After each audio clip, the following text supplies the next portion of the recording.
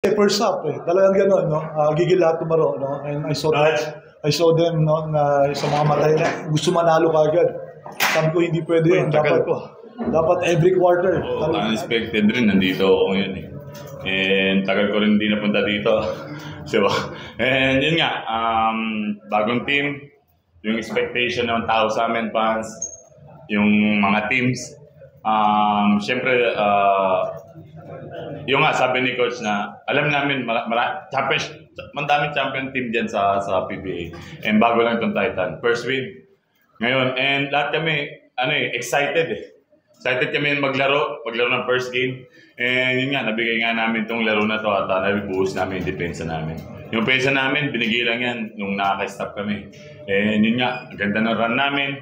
Lahat kami tumatakbo and pinush talaga namin ito eh. Kasi ako, lalo na ako, mga batay kasama ko, kailangan ko i-push yung sarili ko at least para makasabay.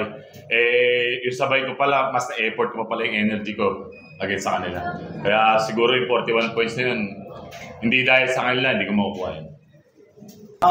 Ako wala na. Sabi ko nga, ako yung taong hindi mo makikita ng kainahan eh. Makikita mo lang ako ng kainahan pag family mo na yung family ko na yung na-agrabyado. Pero this team, di mo makikita ng kainahan.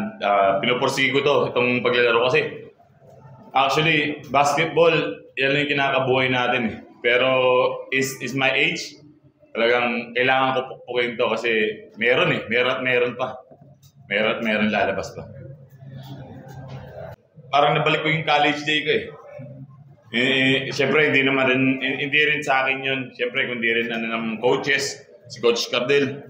Kundi rin dahil sa kanya hindi ko magagawa yun. At siyempre tiwala ng mga coaches, tiwala sa akin ng management, tiwala ng mga teammates sa akin. Andoon.